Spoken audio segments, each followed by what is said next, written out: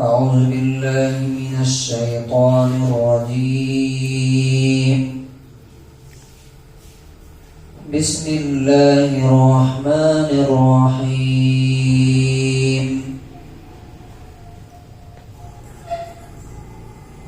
يا أيها الناس اعبدوا ربكم الذي خلقكم والذين من قبلكم لعلكم تتقون.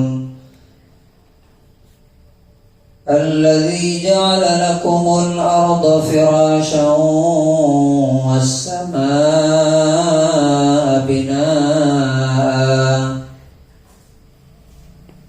وأنزل من السماء ماء فأخرج به من الثمرات رزقا لكم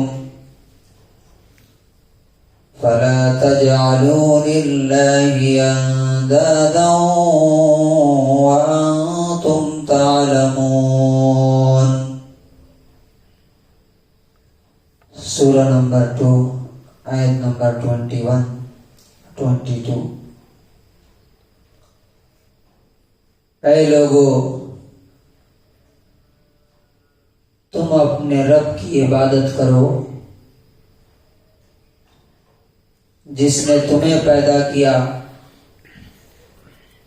اور تم سے پہلے لوگوں کو بنایا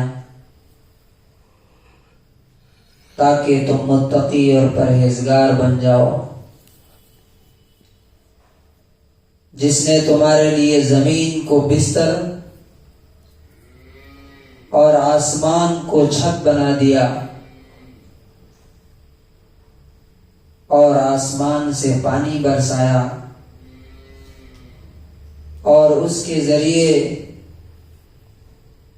تمہارے کھانے پینے کے لیے پھل نکالے، تو تم اللہ کے برابر نہ ٹھہراؤ حالانکہ تم جانتے ہو. O mankind, worship your Lord who created you and those before you, that you may become righteous, who made for you the earth a bed and the sky a ceiling, and sent down from the sky rain and brought forth thereby fruits as provision for you. So do not attribute to Allah equals while you know that there is nothing similar to Him. ان دو آیتوں میں اللہ تبارک و تعالیٰ نے سب سے پہلی بات تو یہ کی ہے کہ تم اپنے مالک کی عبادت کرو. عبادت کہتے ہیں ہر وہ چیز جو اللہ کے حکم کے مطابق زندگی میں چاہے کچھ بھی انسان کرے، کمانا کھانا سے لے کر کے مسجد میں بیٹھ کے قرآن پڑھنا یا جو کچھ بھی، اگر وہ اللہ کے حکم کے وجہ سے کر رہا ہے اور نبی صلی اللہ علیہ وسلم کے طریقے کے مطابق کرتا ہے تو وہ عبادت ہے. تو گویا کہ پوری زندگی عبادت کے اندر آنی چاہیے. عبادت کیوں کرنا، اس کی وجہ بتائی، اس کا ریزن بتایا. کیونکہ اس نے تمہیں بنایا ہے، نمبر 1 پیدا کیا ہے، اور تم سے پہلے جو لوگ آ کے دنیا سے چلے گئے، تمہارے باپ دادا، ان کو بھی اسی نے بنایا تھا. اور دوسری جو وجہ ہے وہ یہ ہے کہ تاکہ تم تقوی اور پرہیزگاری حاصل کر سکو. گویا کہ اگر کوئی انسان اللہ کی عبادت نہیں کرتا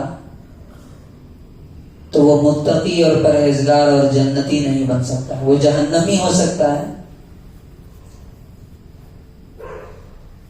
اب یہاں پہ ایک اور بات بتائی گئی، صرف پیدا نہیں کیا تم کو بلکہ تمہارے رہنے کے لیے جگہ دی.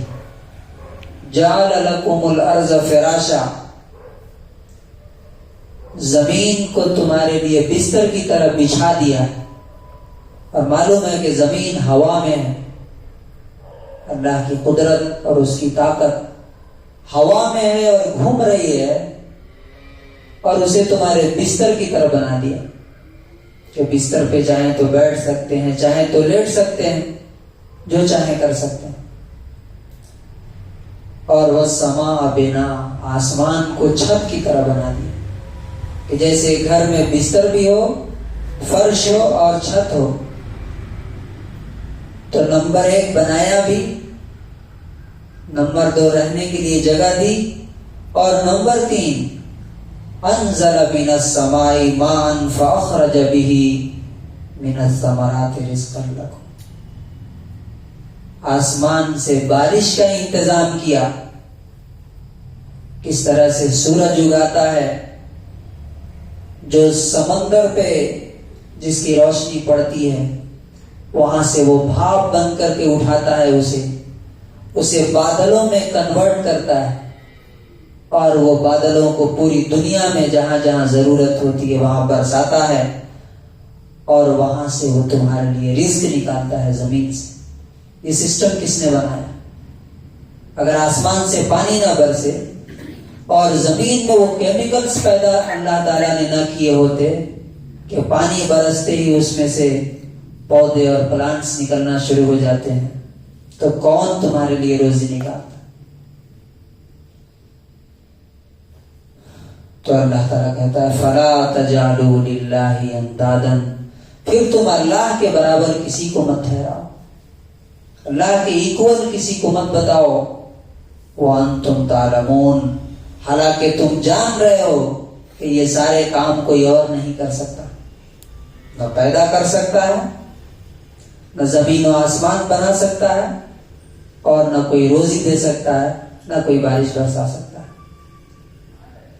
اللہ تبارک و تعالی ہمیں صحیح سمجھ اور عمل کی توفیق نصیب فرمائے.